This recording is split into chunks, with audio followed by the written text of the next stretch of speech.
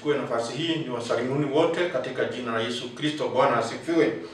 Hii ni kanisa letu la AIC Nuru Kitale, na ambaye Mungu ametujalia tunaendelea kwa kumwabudu katika kanisa hili, na mimi ninaitwa Reverend Ezekiel Ndungu.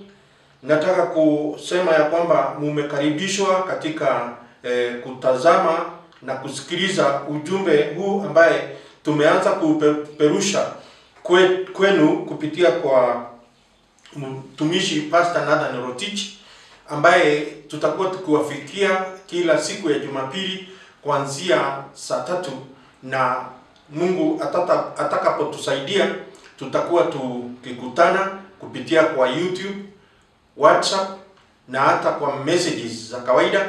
Na ninaamini ya kwamba siku ya leo tunaposimama na tunaposikiliza ujumbe huu tutabarikiwa kupitia kwa mtumishi wa Mungu. Kwa hivyo karibu mtumishi ili uweze kuleta ujumbe wa Bwana.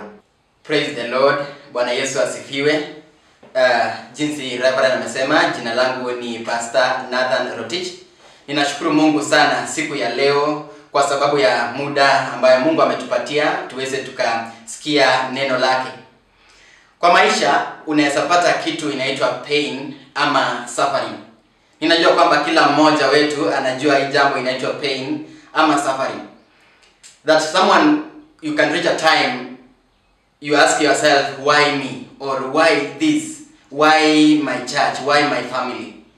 Suffering inatokea baada ya kupata hii kitu inaitwa pain. And pain, suffering is the result of pain. And I believe that everybody in his or her life has gone through this challenge known as pain or hardship or these ups and downs of life. But this is the time you ask yourself, why me? And sometimes there are some people who try to avoid or to hide the pain. Some people handle pain in different ways. Some handle pain by avoiding the pain or running away from the pain. And that's not making a solution.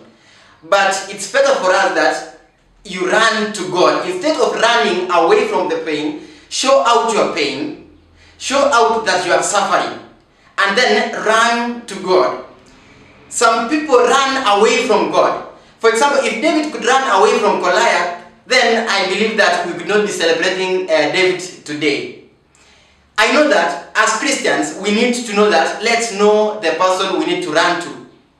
And today, I'm going to talk about bringing your pain to God in the theme known as God can handle your pain. I'm saying, bring your pain to God because God can handle your pain. Tell your neighbor if you are there, tell your children that God can handle your pain. You know that person who is sick, that person who is suffering, tell him that God can handle your pain. You know your church, you know your workplace, you know your working mates that maybe they are suffering, they are passing through pain. Tell them that God can handle your pain. God says that He is close to those people who are broken-hearted. And the Bible also says that God heals the wounds of those people who have been hurted. God is ready. He is close to those people. So why are you running away from the pain? Why are you running away from God? Run to God because He is the only person, He is the only being who can help us to handle our pain. You can run to men, you can run to people, but they will not handle that pain. But God, our God, Jehovah, handles our pain. Praise the Lord. So today we are going to read a word in the book of 1 Peter chapter 5 verse 9 to 11.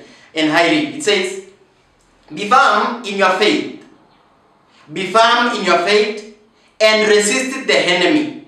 Because you know that your fellow believers in the world are going through the same kind of suffering. That's 1 Peter chapter 5 verse 9 to 11. And it says that be firm in your faith. It reminds us also that resist the enemy. I know you understand about the enemy. You know the devil, you know Satan, you know the challenges we pass in life, you know COVID-19, and you know all the ups and downs in life. And the Bible is telling us today that resist the enemy because you know that your fellow believers in the world, your fellow believers in the whole world are passing the same kind of pain. And also it has in verse 10 says that, but after you have suffered, you can read in your screen, but after you have suffered for a little while, the God of grace who called you will restore you and make you strong, make you firm, and it will make you have a sure foundation.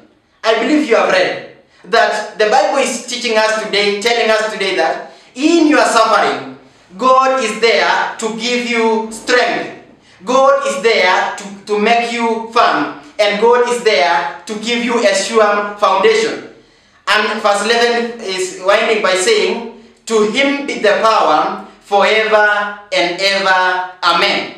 That's the verse that we read today. That's 1 Peter chapter 5 verse 9 to 11. And I believe that after reading, you will understand that Peter is talking to people who are suffering. People who are undergoing such a pandemic, such a tragedy, such a nasty situation. A situation that is hard, passing through hardship, those ups and downs, passing through pain. And Peter is telling them that you are suffering. If you are suffering, understand that all these people, other believers in the world, are passing through the same challenge. And he's telling them that you just run to God. Bring your pain to God. Because God can handle your pain. Praise the Lord. God is the only person. God is the only able supreme being that can handle our pain. And Peter is coming with three things here. In verse 10, B, it says that, to God of grace, who called you, will restore you.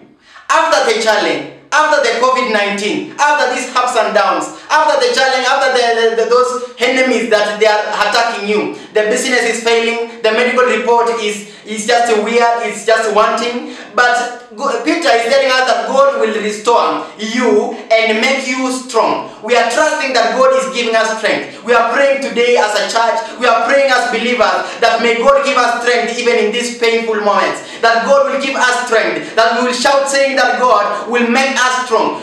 Paul says that I can do all through Christ who gives me strength. And today Peter is telling us that the God whom you run to him, the God whom you bring your pain to him, the God who is able to handle your pain will make you strong. He will give us strength. Until people will ask you, where are you getting this strength? You tell them that I get my strength through God who gives me strength. Praise the Lord. And Peter is adding something here that he will give you firmness. And you know that, let me tell you this, my brothers and sisters, fellow believers, that pain makes us strong. And it hurts our spiritual muscles to be strong. It makes our spiritual muscles to be strong. And after you come out of the pain, then you will be a person, you can call you somebody who has that experience. And you will even help other people who are passing through the same because you have the strength. And then it says that it will give you firmness. God, the challenges that you have will make you to be firm. Through God that you have run to him, God himself will give you firmness and you will be firm. The Bible says in Matthew chapter 24 verse 13 that those who will stand firm to the end will be saved. And the Bible is teaching us today that if you have that pain, run to God. Why? Somebody will tell you, why are you running to God? Well, you tell them that because God can handle my pain by giving me firmness. That you will be a strong man of God. You will be showing that that man is a person. You will be showing that firmness because you have passed through the pain and you will have the experience. And I tell you this, show me a man who is firm and I'll show you a believer who has done and overcome pain. Pain is very important in our life. You pass through pain and then at the end you will get that promotion. Remember Joseph? Joseph is the man of God in the book of Genesis who passed through P. The first P is that he was in the pit. His brothers, his real brothers, threw him into the pit. After the pit, he went to Potiphar. After Potiphar, he went to another P known as prison. And after prison, then God came in because he was just with God. Then God came in and he gave him promotion. and he gave him power. And Joseph, the one who was passing through pain, the pain changed it to power. The pain changed to promotion. I'm promising today that if you believe God, if you run to God, if you continue running to God, then God will make your pain to be a party. It will not be pain after pain, but it will change to be party after party. You will be moving from one pain, one party to another. You will be promoted from one promotion to another. You will be celebrating your God, knowing that yes, I passed through the pit, yes, I passed through the pain, but I thank God. I worship God. Why? Because that pain will lead to promotion. Joseph struggled. Joseph also was wandering and even crying even in the pit. He cried even when he was accused falsely in the house of Potiphar. All of those things were pain. It was bringing suffering in his life. But those pain, God changed it to be promotions. God changed those pains to make his purpose in Joseph's life. Yes, today I'm telling you something, that God will make your pain to be promotion. God will turn your ups and downs to be promotion. He will make that pain that you will tell people, I was passing through a painful period, but God has changed that painful period to be a promotion. And then the last thing that God is telling us is that He will give us that point known as a sure foundation. And Jesus Christ is the foundation. He is the head, the cornerstone. He is the solid rock, and other ground is just sinking sand. Jesus is the foundation. And the Bible is promising us three things today. He is promising us strength, firmness, and sure foundation. Praise the Lord. I believe that you have gotten the 3 points in this verse that God will give us when we run to God, who is able to handle our pain. Then those pain, and God Himself will give us strength. God Himself will give us a firmness, and God Himself will give us a sure foundation.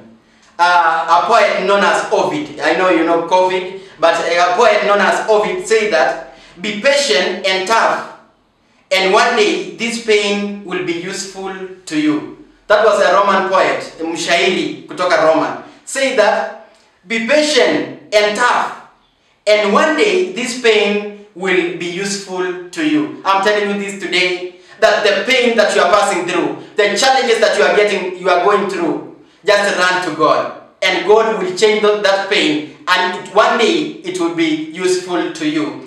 Pain after pain, God will change it to be party, and also you will be celebrating promotion after promotion. It will be success after success, and I worship God for that. I know that we say that His other grounds are just sinking sand, because He is the solid rock. He is the foundation. We are running to a foundation.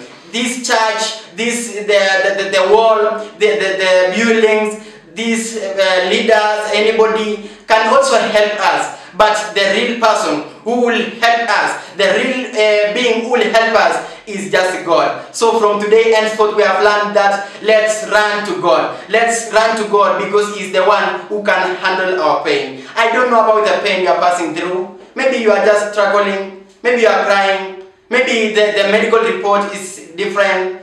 Maybe other people are just accusing you falsely. You have been robbed. Umenyang'anywa mali yako. Watu wanakuona kama hautaweza. Lakini siku ya leo nimekuja na kitu kimoja kizuri, kwamba Mungu anatupatia strength, anatupatia nguvu. Ya pili, Mungu wetu atatupatia firmness. Alafu ya tatu, atatupatia kitu inaitwa sure foundation, uthabiti. And I believe that you have got the word that Peter was telling people, that even other people are passing through the same pain. Peter said that your fellow believers are going through the same pain. So let's learn and run to God. Learn to run to God. In your life, learn to run to God. Could you say after me? Learn to run to God. Because God can handle our pain. I want us to go before the Lord to pray for the word. And I believe that God has touched you. Maybe you are there and you wish to receive that power. You wish to receive that promotion. You wish to receive that party. Not pain again. Just trust God. We are going to pray for you. Maybe you are there and you wish to receive Jesus as your personal Savior, as your foundation. You need this head, this cornerstone. You need this solid rock, Jesus Christ. Then you will believe as we are going to pray. And then if you are there, labda unajihisi mgonjwa au jihisi vyema, huu ndio wakati ambao Mungu amekupatia uweze ukasikia neno hili kwamba shida ambayo unapitia machungu ambayo unapitia, mateso ambayo unapitia, kuna Mungu. Mkimbilie Mungu because he can handle it. Yes, your parents wame struggle, hawajaweza. Daktari hawajaweza. Kanisa hawajaweza. But I'm telling you something new here. God can handle your... Amen, mtumishi wa Mungu, kwa sababu ya ujumbe huo ambaye umekuwa ujumbe wa kujenga na kuinua watu wa Mungu.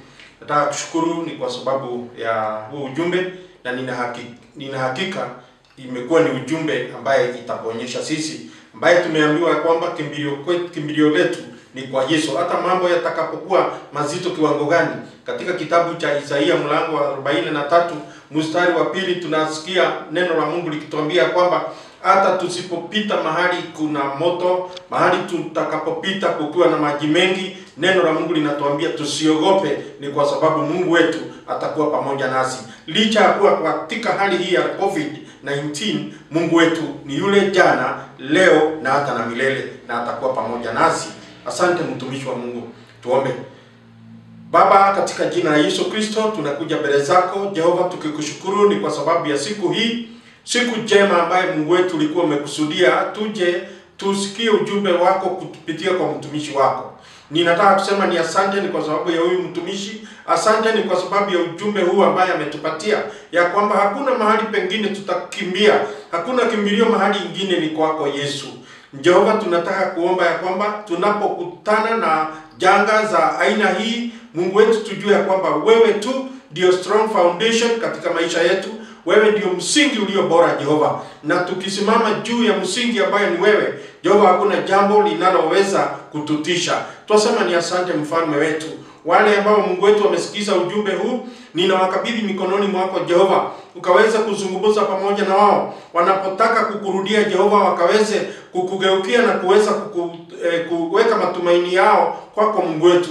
Naye Baba, ukaweze kusikia na kusikia kilio cha watu wako, na Jehova ukazidi kuwajaza na Roho wako Mtakatifu, wakakae katika mapenzi yako kila wakati. Twasema ni asante mfalme. Endelea kusimama pamoja nasi, endelea kusimama na washiriki hao wote wapendwa ambao wamesikiza ujumbe huu Jehova, ukaweze Bwana kukua Mungu katika njia zetu zote mfalme wetu. Tubariki na utuongoze Mungu wetu katika kipindi kama hiki mfalme, tukazidi kusimama na kusema kweli tumeona mkono wako, na hakika Baba umetubariki. Maana yote haya tunaomba tukiamini katika jina la Yesu aliye mkombozi wa maisha yetu. Amen. Kwa hivyo ninaomba ya kwamba tutakapokuwa katika wiki tuwe na wiki njema, na tunaomba ya kwamba tukutane wakati mwingine wa Jumapili ijayo saa kama haya, masaa kama haya. Mungu awabariki sana. Amen.